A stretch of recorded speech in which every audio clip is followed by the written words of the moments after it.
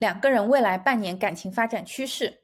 维纳斯问卜者女研一6月10号抽牌，非常清晰的抽牌时间。男生在工作异地，两人高3认识，谈到现在，两人感情很好，但女生家里不同意，因为家人认为两人学历差距过大，男生的工作收入一般，女生也担心这一点，认为男生不够有上进心，爱情不足以支撑两个人结婚，但两人没有其他矛盾，想看未来感情发展如何。不知道未来怎么解。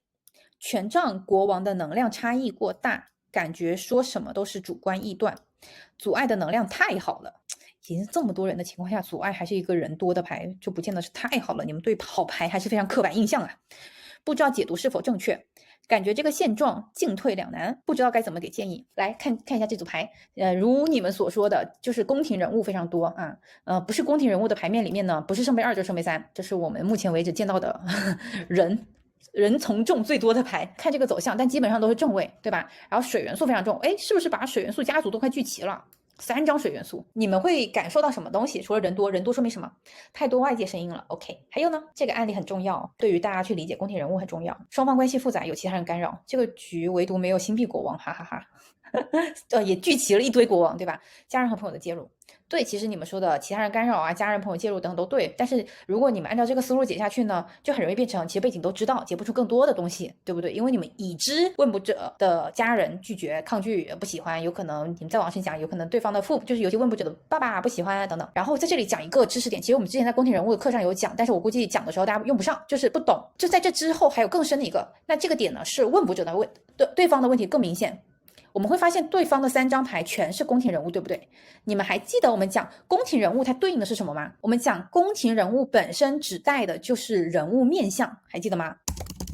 指的是这个人物他有不同的，其实16张宫廷人物我们仔细去分析，你就会发现都跟自己的不同面相有关。我们有没有权杖国王的时候？有时候据理力争或者有人骂我们的时候蹭下想反驳，对吧？16张宫廷人物其实是人物的不同面相，可是一个人的位置他有3张宫廷人物，说明什么？一个人的位置对应他的所有想法都是宫廷人物，并且这3个宫廷人物都是不同的角色，还是不同的元素，意味着这个人的自我太强大了。这个人他会在关系中，对他太多面相了，意味着他的 ego 太大了。大家听过 ego 吧 ？ego 就是自我，在心理学等等都会有 ego 这个词。自我也就是我们很关注自己的情绪，我们很关注自己的面相。有时候我们去对外自我介绍的时候，又或者是我们去给别人分享故事的时候，我们都会说啊，我在工作中我是一个怎么样的人，我在感情中我是一个怎么样的人，我在私底下我是一个怎么样的人，对吧？这就是一个人的 ego， 这一个人的自我，他会有不同的表达方式。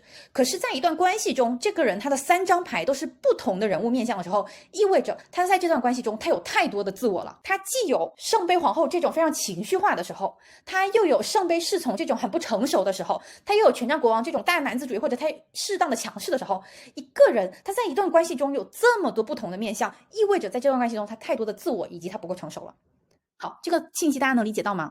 所以我们往后分析，你会发现这个男生一定是这样的性格的人。他3张牌全是宫廷人物意思，他在这段关系里面，他既有这样的一面，又有那样一面，又有另外一面，明白了吗？现在大家能理解我说的，当一个人的关系等等太多宫廷人物的时候，很有可能他是一个 ego 很大的人嘛。好，这个知识点能听懂的扣个1。他的伴侣不一定觉得累，但是呢，我们要知道这个男生在这段关系中有这个特质，而这个部分不是用一句简单的他不够成熟就能去替代的。可能这个女生只能说出来他不够成熟、不够上进这一句话，但本质上就是这个男生，这是宫廷人物我们很容易忽略到的一个点，因为我们能意识到这个男生可能什么人物介入多，然后他有很多的面相，但是你没有办法把他拎出来，很多的人物面相意味着什么？意味着他有太强大的自我。好，这是这个部分。那相比于这个，其实女生就好很多，女生就一个圣杯国王，而且圣杯国王大概率跟女生的爸爸有关系。然后呢，你们前面讲的这段关系，很多人介入啊，影响肯定是对的，但这已经是背景里说了，明白了吗？最特别的是这个男生的牌面有很重的宫廷人物。好，基于这个呢，我们再去看牌面。非常重的水元素，5张水元素，逃避真正的问题。宫廷人物多，这段关系受人的影响大。水元素很重，且缺乏土元素，结合背景，这段感情基础很深，但是更多的是基于情感的喜欢与依恋，缺乏现实层面的基础，如金钱和家人的支持。非常好，我很怕你们觉得水元素只有感情没有基础，水元素的基础其实更深，但这种基础确实就是基于感情与依恋的，至少在女生的世界里面，他们的感情确实也不错，男生应该也觉得感情挺好的。但确实没有土元素的现实基础，水元素多为正位且能量比较积极，两个人在这段关系中都是得到滋养的，这段关系的相处也是两个人在一起很开心很舒服的那种状态，其他牌面也没有阴暗的能量，两个人感情挺单纯的。是的，圣杯侍从逆位，小孩子心态，不太能承担很多责任。对比于女生的国王，男生在这段关系中更多的是被照顾的一方，很好。其实你会发现他的这个点也跟我们前面讲的3个宫廷人物自我比较大是一样的，就是他能在这段关系中不断的被照顾到自我。所以你会发现，即便男生是个这样子的人，女生是并不感到痛苦的。这个大家有发现吗？其实女生是乐在其中的，女生觉得这个男生不会有上进心。有没有女生的问题？有，你太包容了，你太包容他了。你任何他说的要上进这种话并没有放在心上。圣杯皇后，男生的性格是比较温柔敏感的，以求证。他是愿意主动付出的，已经把女生当成自己的家人，但他说话可能是迂回的，女生对他说的话可能下意识的逃避。水元素向火元素过渡，且看得出来你权杖国王不会解，权杖国王就是我说的。我觉得这个男生属于什么呢？这个男生属于他也不是不听女生说的话，他觉得他听了。说实话，这个男生他觉得他听了，但实质上呢，一边他又觉得他听了，但又觉得想做自己，以及这段关系没有压力大到或者是差到要让自己改变。所以其实权杖国王依然是一个在关系中好像也挺照顾女生，然后呢也愿意主动付出情绪价值，好像也做了点什么，比如说工作不好，也开始找工作，也开始换工作。但是呢，我觉得对于女生家里人对他真正的挑剔啊等等，这个男生他是没有意识到问题的根本的。就比如说他意识不到问题的根本是他只是做适当的努力是不够的。问题在这里，就是这个男生他的很多的宫廷人物本质上是他还是觉得他有他的自我，他的性格就是这样的，他们在一起这么久了他也是舒服的，所以在这里面他有很多的面相，有时候是温柔的，有时候也该孩子气孩子气，然后有时候该强势强势，相对来说这个男生也是舒服的，也是受滋养的。所以他没有意识到关系的根本不在于他们在一起舒不舒服，而在于这个女生爸爸不喜欢他，但这个男生显然没有意识到真正的问题。这个能理解吗？未来的权杖国王，我觉得这个男生，你要说圣杯侍从到权杖国王有没有进步，应该是有进步的。所以表面上的上进一点点，应该还是有的。可是这种感觉就好比说，你想这个女生如果家境还不错，爸爸又不喜欢她，上进一点点够解决问题吗？是不够的。这个大家能理解吗？所以这个男生的 ego 太大了，就是在这段关系中，他还是太享受做自己了。好，这个有问题的提问，没有问题的扣个1。就是这个男生有没有好转？有，好一点。多不多？不多，至少不足以改变女生爸爸的偏见。这个能理解吗？有问题一定要提问啊。所以呢，我觉得这个男生一方面呢也舒服，一方面呢也对女生挺好，一方面也挺喜欢女生，另外一方面也挺在关系中受到滋养，也知道有时候他爸妈不喜欢他挺敏感，但本质上呢做不做点什么也做了点什么，但是就只有点什么，没有更多了。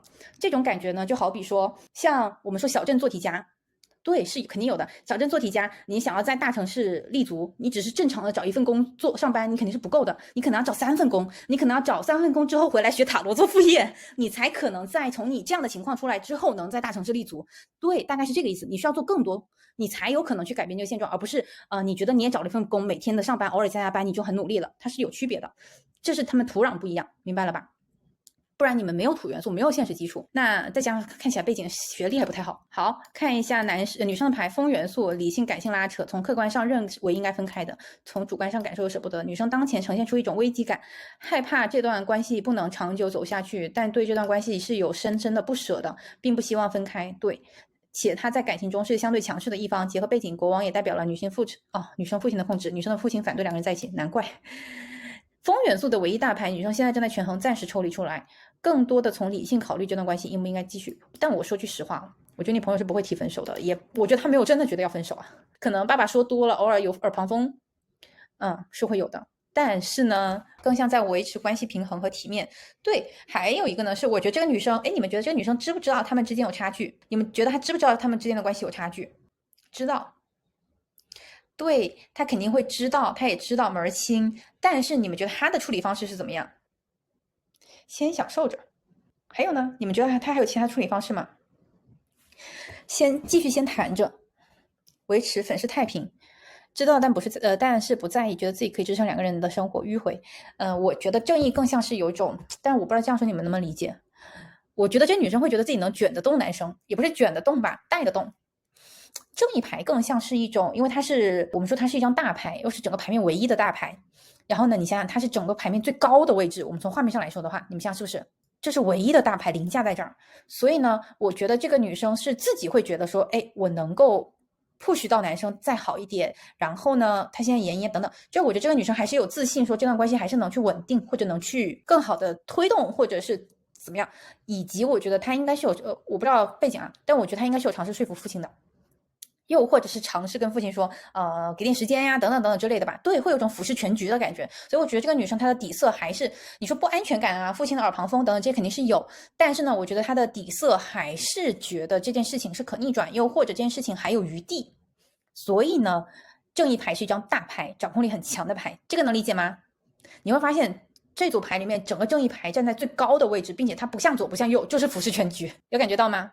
所以我觉得这个女生完全是这样，对，这个女生还是觉得自己还是能够，是的，她能够去推动男生，也能去平衡好父亲啊等等，这是对她来说她的信心啊等等。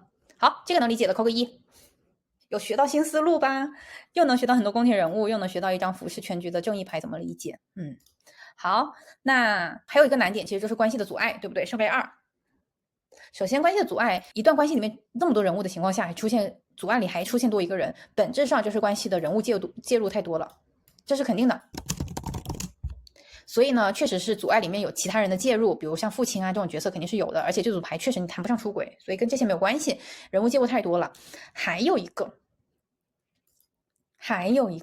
你们觉得圣杯2在讲什么？两个人是不般配的，为什么？关系的阻碍为什么跟第三方有关？关系对等，